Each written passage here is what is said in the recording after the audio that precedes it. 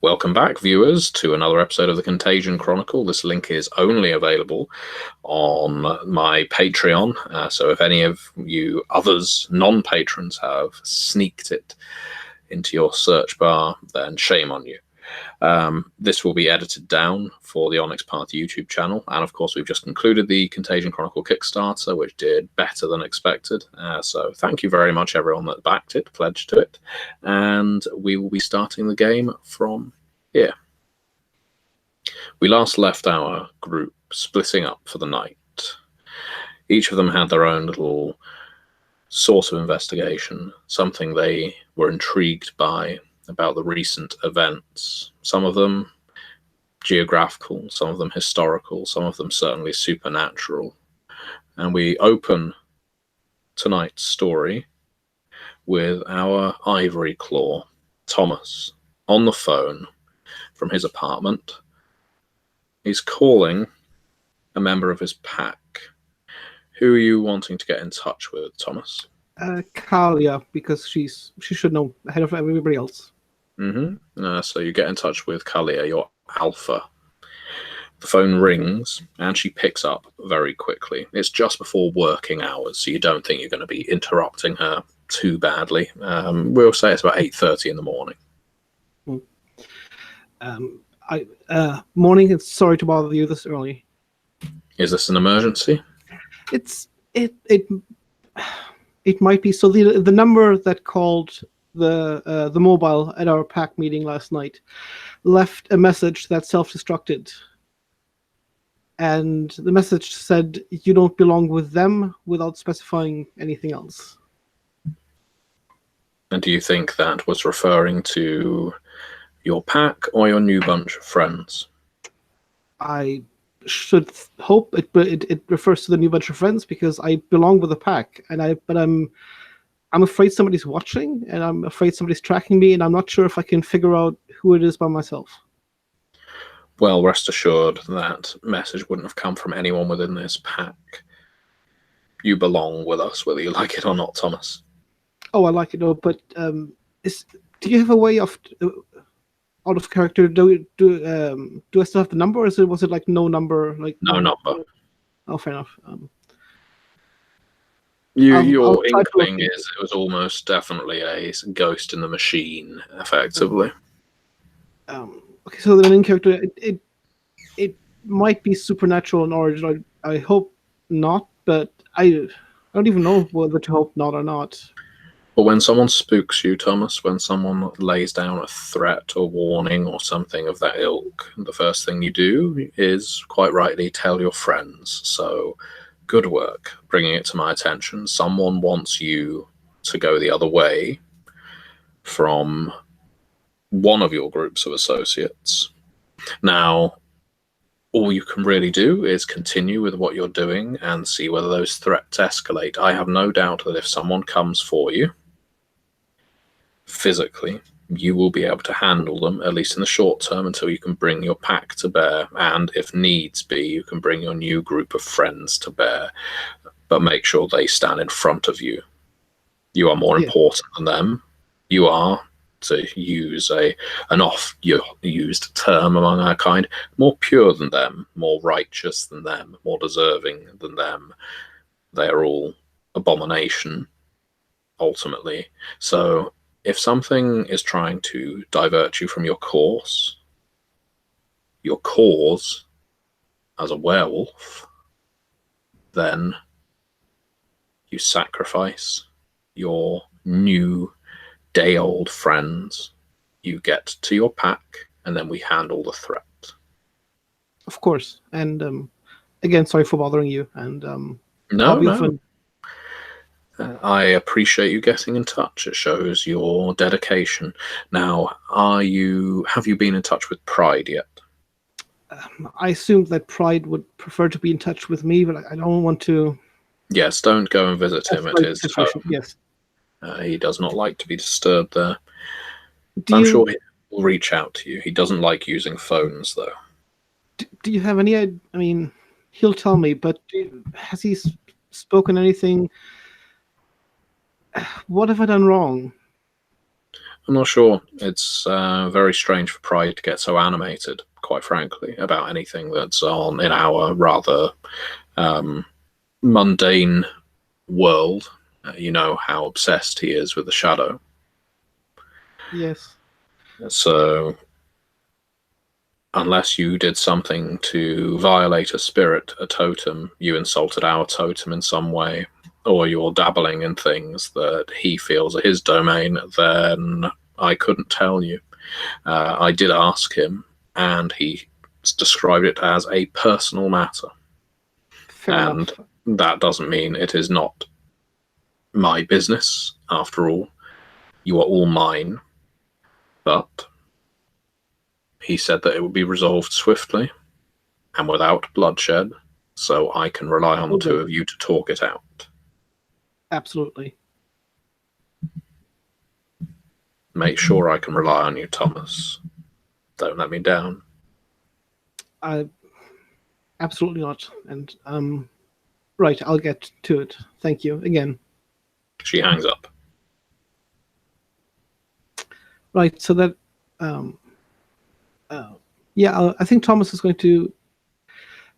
How is the process of reaching out to the totems actually work? Is it would I have to step into the shadow? Would I have to just To speak with your pack totem, you're more likely than not going to have to be with the rest of your pack for that.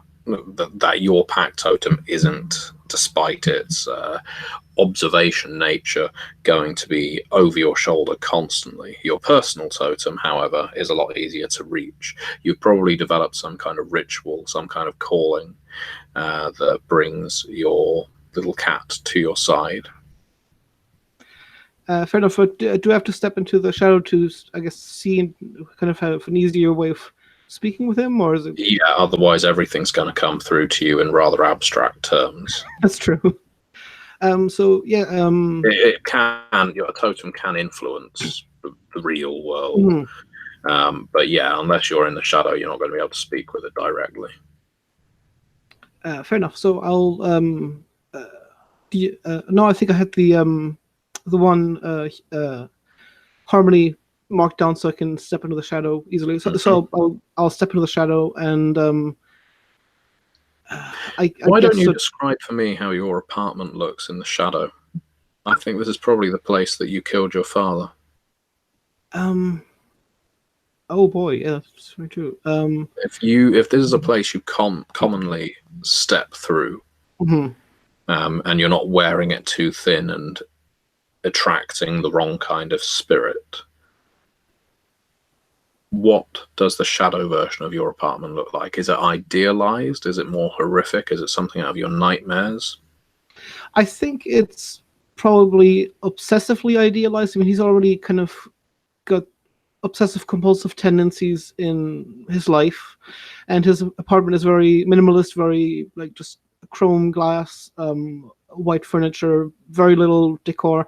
And I think the shadow version would be even more stripped down, but there will be more, I guess, more glass, more reflective surfaces, like anything that looks very clean, very appealing. It's like this ideal that he's striving towards. But I think if it is the place that he did kill his father, there might be just a black, almost like an ink mark wherever it happened, like maybe on the floor, or just as a permanent like reminder of that there was an impure person in the apartment at some point, and this is where something happened. No, it's from that puddle, that stain, the gleaming pride. You have noticed the similarities of the name of your totem and your packmate, but you probably never pointed it out. Gleaming Pride steps. A sleek cat, quite beautiful, quite enchanting. This is how this spirit, this totem, makes itself manifest. And it looks at you with loving eyes, accepting eyes. Probably of all the entities you have ever known, quite rightly, your totem is the closest one to you. I still sort of like show my respect and sort of like I suppose bowing my head to it, because at the end of the day, the totem is still not above me, but it's slightly greater in station. The spirits are kind of helping the pure rather than the other way around so much. And I say I'm sorry I've neglected you, and I'm sorry of what happened in the city club, which I understand is something that's dear to both of us as a peaceful place and a place to be free.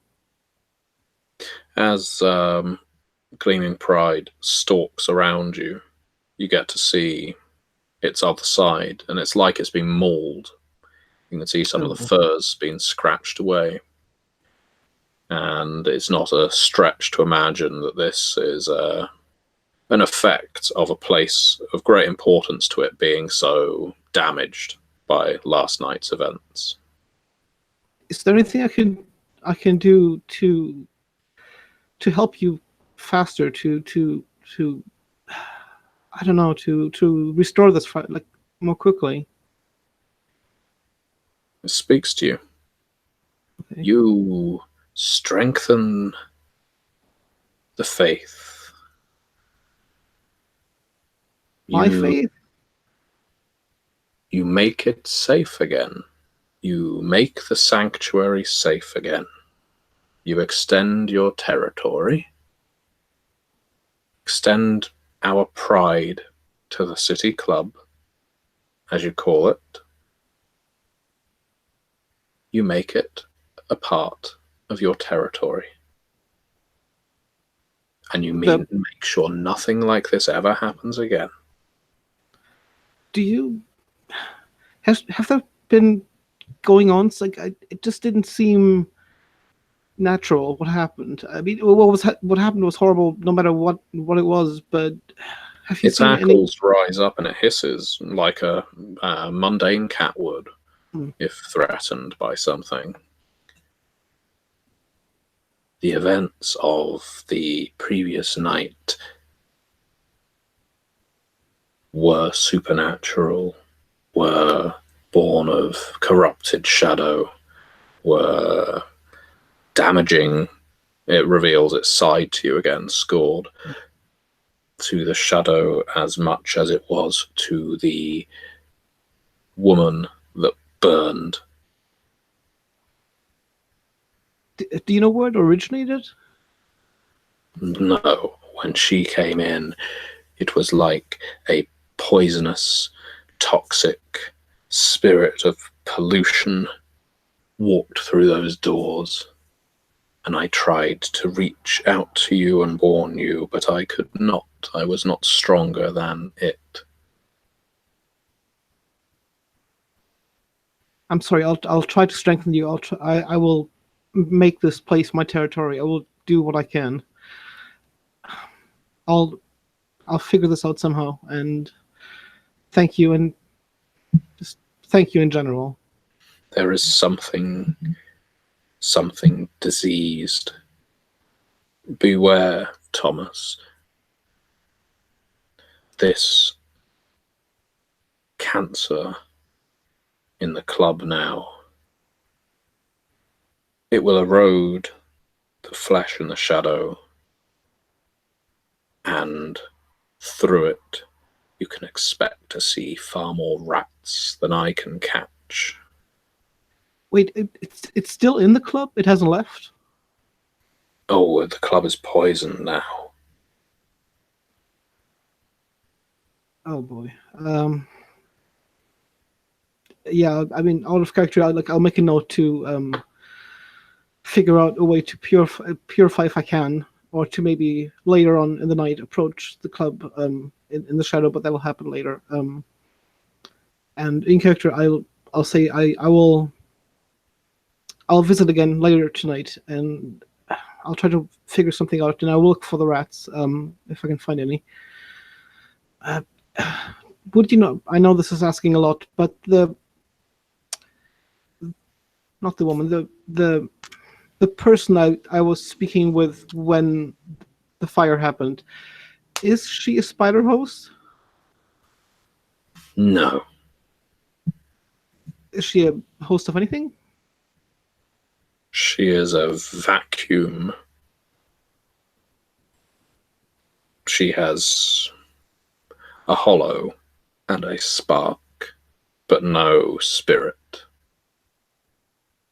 I guess that's both good and bad, but thank you. Um, There are others like her. are they dangerous? Yes, because we can do very little to them. There is one in this city that you may wish to reach out to understand your companion, who I believe has good, friendly intentions. This is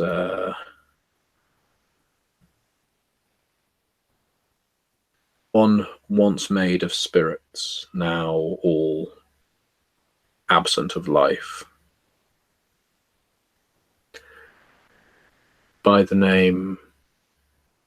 Goes by the name Alison Martin. Right. I'll track her down and speak to her at convenience. And the If you want to know your friend better. not necessarily. I mean, there's more important things really at the moment. Hmm. The last one, the, uh, the beast. Should I be concerned? Oh, yes. Can she access the shadow? Can she? No, not to my knowledge, but she will feed on anyone around her. She does not discriminate like a vampire might choose a prey. If anyone has dreams of wicked things, tries to keep secrets from her, she will not discriminate. She will take, she will harvest. She may give some back. She may thank you, but she will take and she will take and she will take. I have a lot of sympathy for her. Just in terms of needing to grow, needing to understand. Well, many spirits, many totems are the same as these primordials. We like to take from those who call us guardians. It rubs itself along your legs.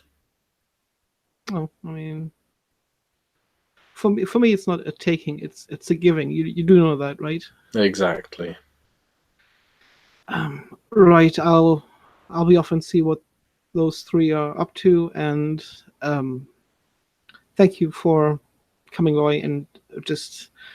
I feel a lot better, and I'll do anything it takes to fix things. My home is your home. And my home is also your home. The four of you meet. Where would all of you? You didn't arrange to meet, but I'm going to say that you have.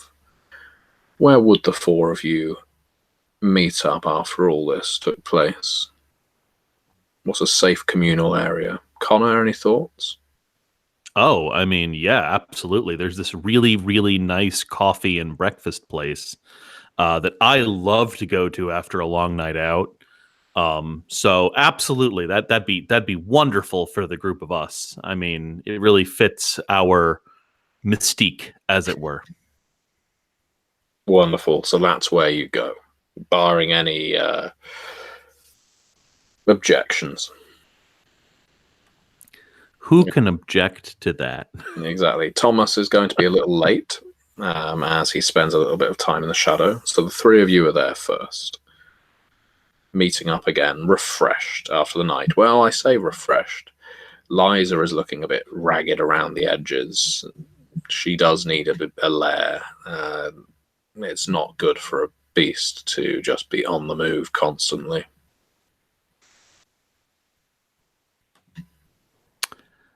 Good morning, everybody. How you doing? Just sipping my coffee here. If you say so. Is it a bad morning? What would make it a bad morning? I'm not sure.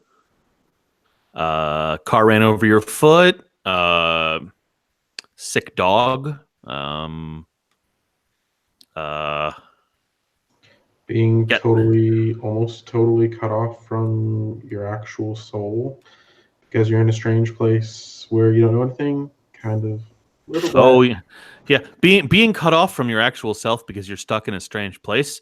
I don't know anything about that. Not Me at either. all. I don't think I have one of those things. You can just make one. They're a dime a dozen in the right place. Souls are what make you you. So as long as you're a you have one. Maybe it's just like a little one. A tiny one. What does it look like? I can't find it. Liza. Oh, you usually you can only see them if you can like see ghosts. The waiter comes to your table at that point. Morning, Connor. Morning. How you doing? I hear you giving some people a ghost talk again. Yeah, no, we're gonna go to the railway museum and I'm gonna show them around there. Oh, yeah. Heard about that place in the news a few months ago. It's still creepy. I don't suggest going there regularly, but it's worth at least going there and getting that feel down your spine. Well, yeah, I mean, there's some excellent ghost walks around the city. I think we've got some pamphlets by the counter if you want to. But no, Connor knows all this. Coffee for all three of you? With like 10 extra shots of espresso, please. You got it. That. Just what she's having. Okay. I'll have my regular. Okay. Yeah, thank you. The waiter parts ways, and Thomas arrives. I'm just getting drinks, sir. But if do you want anything? Just water. Can I get just some bacon, maybe? No, well, that's what we're good at. So yes, of course, I'll get you some bacon and a roll, and a glass of tap still Sparkling, yeah. Sparkling water. And off it goes. Comes back very shortly after with your order. So, motley crew. So what? If you guys figured anything out while we parted ways? What? Yeah, we're talking about doing a ghost tour today. To find the ghost of the woman who burned herself to death? No, I think to find the ghost of my soul. Oh, well, no. The soul wouldn't be a ghost. I just think people who can see ghosts can also see souls. Because it doesn't exist in like the normal world. It exists in like one of these esoteric realms. I don't know a lot about it, but a soul isn't like, you don't have like it's not like your heart or like a gem that sits, in your chest somewhere. It's like it exists, but in another realm. Like floats around with your body. Just like energy. For explaining. Liza would chime in at the mentions of other realms and suggest Twilight, because she's sure learned on these things.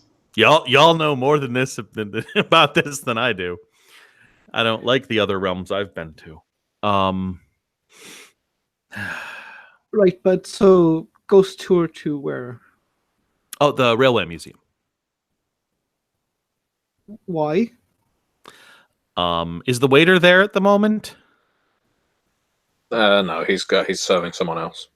Okay. Some significant supernatural shenanigans went on there not that long ago. And our beast friend, Liza here, needs to be able to be in a place like that to better attune to the area. Something like that. I'm going to drag the memories of what happened there into my soul. There we go. That's a more concise and creepier way to put it. So what she said, You're right. but so she needs to do that to be able to like get in contact with her full self. And I figured Railway Museum, definitely the local supernatural creepy spot. Yeah, you're not kidding. Yes. Are we planning on staying there? Is that going to be? Are we going to camp out there, or does she need to? Is that how it works? Take long, I don't think. Usually, places that have left an impact, it's a pretty clear resonance to follow. Right. Oh, also, we did some research last night, and at this point, Liza would recount the comparisons they made between the official story that they had uncovered versus the documents she had in her library, in her lair. She would remember it much better than I would because of that eidetic memory. So we'll recount verbatim the entire interaction of the night before to Thomas. That's about the dig and stuff, right? Yeah. Did she? Maybe she found something that I don't know. I'm not Opened up great at something that digging had through been. the past. Yeah. Yeah, but have you like ever seen a mummy movie? This is obvious. Archaeological dig, open a thing, curse, like not necessarily a mummy. I mean, mummies don't exist, but like a mummy, like that's totally a thing. Curses, I mean, yeah, that makes sense. Like the town could just be cursed because of that. And they sealed it away at some point in the past, so now it has to get sealed again. Okay. I mean, it at least sounds like something that's doable, which is good. As soon as we figure out what it actually is. So supposedly, the Court of Winter was involved in another time this was fixed. We only have a single member of that in the town at the moment, but one is more than zero. that's true. That's yeah. Can you speak to him about it? Would you remember? Oh no, he's not from here. He's actually visiting. Oh, great. And found out that all of the others left or are dead. I think left, but I'm not sure. So And he's kind of been told by royalty that this is our problem anyway. So that happened. Yeah. This is one of those people need to look into it. I'm sure there's help to be found, but figuring out what the hell is going on, at least on a basic level, is probably a good first step. Because curse that makes people really angry and burn themselves, I mean, okay, that's a starting point, but that's not enough to look into further, I don't think. We need more than that. Also, I think there's a hand being raised at the table. Isn't that what people do when they want to talk? It is in usually more of a scholastic setting.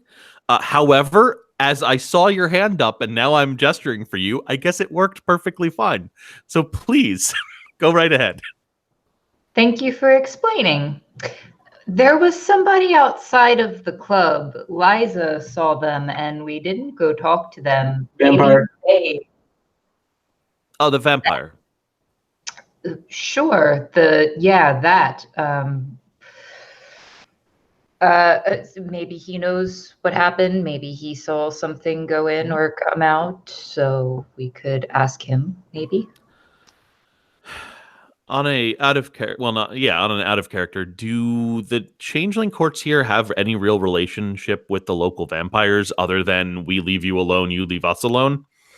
Yeah, probably, again, not the spring court at any rate. Well, no, definitely not the spring court. Yeah, I think there's every possibility maybe someone from Summer, although that's a pretty thin court here. Yeah. Maybe Autumn if they're really into fear. Yeah, exactly. Autumn may have some Nosferatu contacts. Yeah. But not much. Yeah, there's not much cross-pollination. And there wouldn't be. They're honestly really creepy. Yeah, no, none for us either. There's just something about the living and the dead that shouldn't go together. I just The, worry about diseases.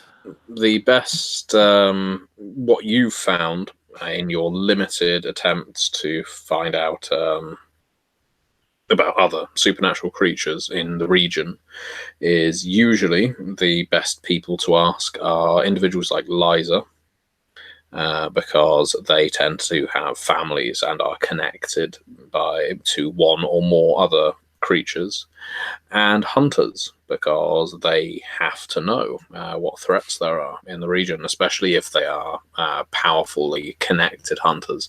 The risk, though, of approaching hunters, asking them about vampires, is they may just try and kill you, or run away, or not be inclined to release that information. Well, there's a theoretical hunter friend in town, is there not? Theoretically, yes. And even if that hunter friend isn't in town, if we figure out where they were living, maybe there's notes or a cell phone or something. Okay, order of operations, guys. What are we thinking? I still think it sounds like the Railway Museum's really important for Liza to get her head on. It would be great. So that seems first. Yes, Do you let's know? get her Yeah. Do you know? head on, as it were, yeah. Do you know where that hunter friend was staying? Can we go and check up on them, or is that more of a? Is that going to take more digging? I might be able to figure that out, actually.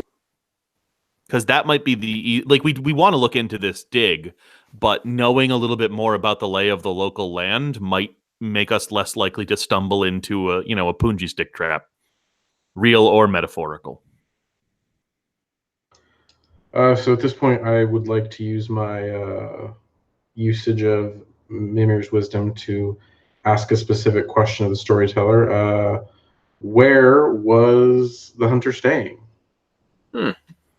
Benjamin Vandermar, I believe was his name, was seen to have a long-term residence at one of the hotels in the city.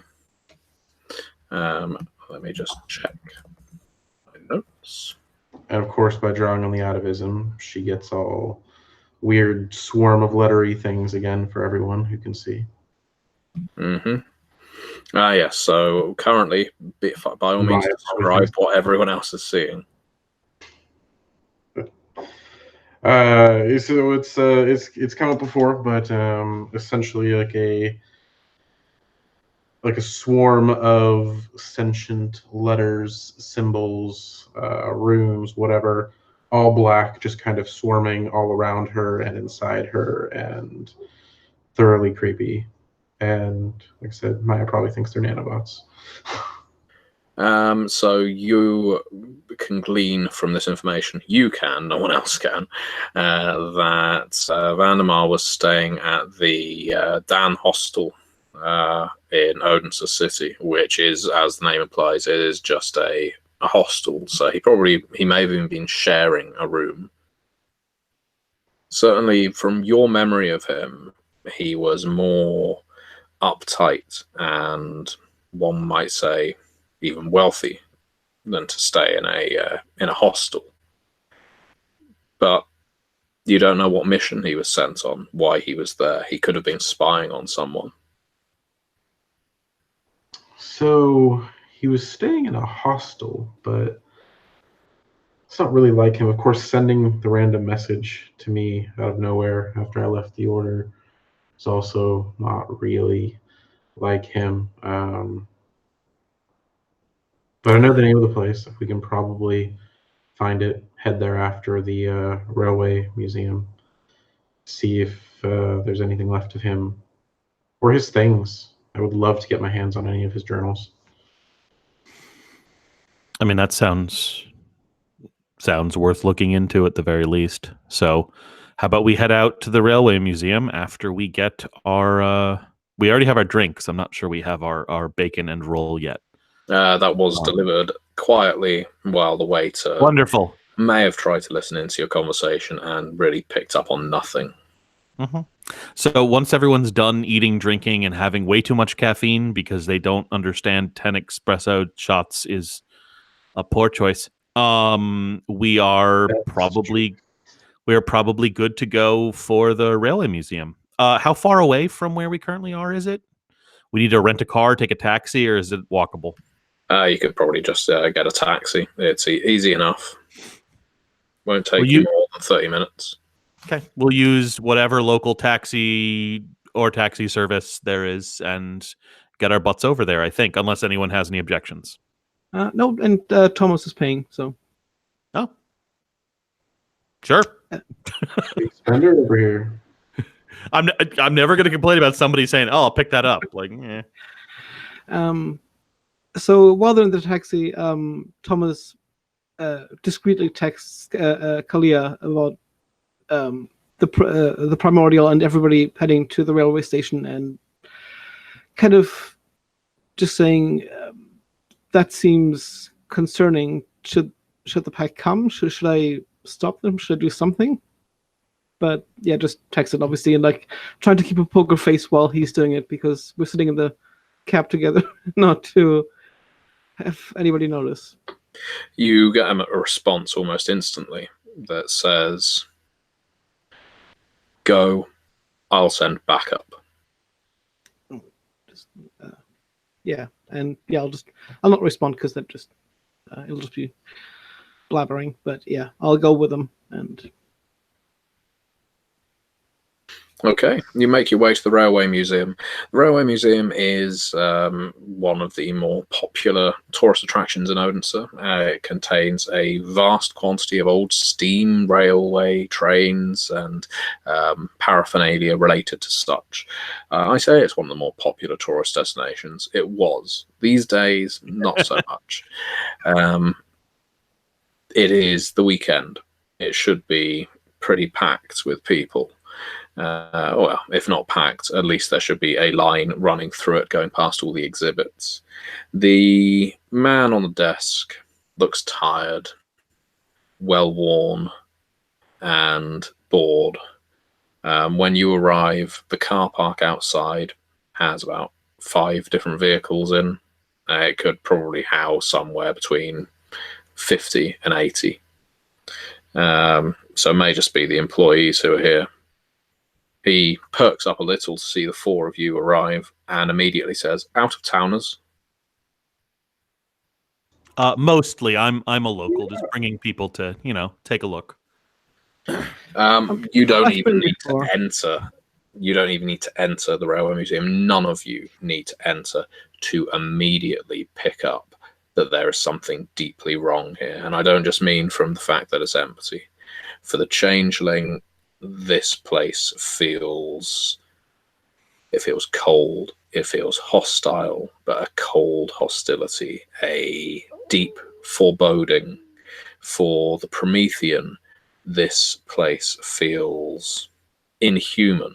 It feels like everything opposite to what you want to be, and it can't just be the steam engines and the gears and everything twisting around and turning in front of you. You can see down the corridor, although that certainly doesn't help the image. For the beast, it feels fucking delightful. Quite frankly, this is exactly what you want. And for the werewolf, it brings back rather, on one hand, satisfying memories. After all, you did something great here. On the other, you remember the cost of that and some of the visceral horror that you had to very literally put your claws through. So Liza would probably immediately start trying to do her whole feeling out what happened in the primordial dream here thing. So there's a dice pool to roll for that, but like it depends on how long ago things happened. There are like negative modifiers for it and stuff. I don't suppose it happened to have been within the last week. That's a good question. So that you can get a good read.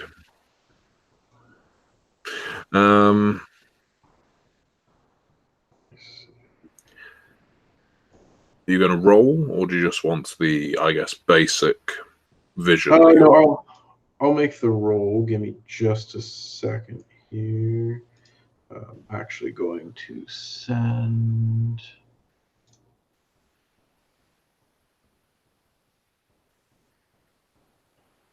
I actually just sent you the list of modifiers on the table. Okay. There's a lot of modifiers on that table. Mm-hmm. There's so many modifiers.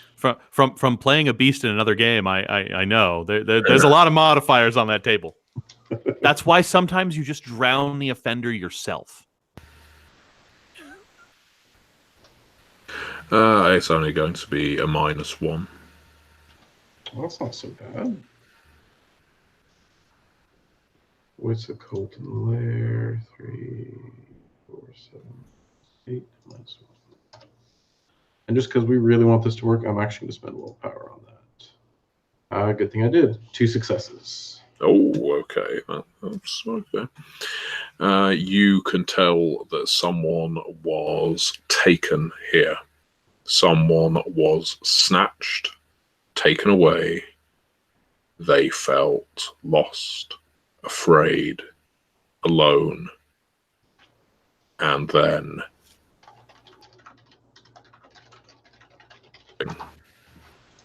something. Your audio cut out, it looks like. I apologize. Okay. I think we can hear you again. Okay, so to repeat, you can tell that some snatched away. Has it cut out again? Yeah, It's just cutting out in the center of your chats, which is funny. Also, I swear it's dropped your voice about half an octave, which I is thought it was just me. no, that's what I was like. And you already have a deep enough voice, so right now you're talking like this. It sounds Which is demonic. it's very really fitting. It's certainly epic. Yet it does feel I a thought little you bit might have done it off. on purpose because we were in this. But then when it started cutting out, I'm like, I think this is an audio issue. Well, this is a pain. This is going to be a big problem for the footage, I can tell you that. It's only been happening for a minute, so it may be a connect reconnect type thing, or like turn your mic off on, and it might fix it. I don't know. Yeah, that's the thing. Do excuse the fact that I probably sound like Darth Vader right now.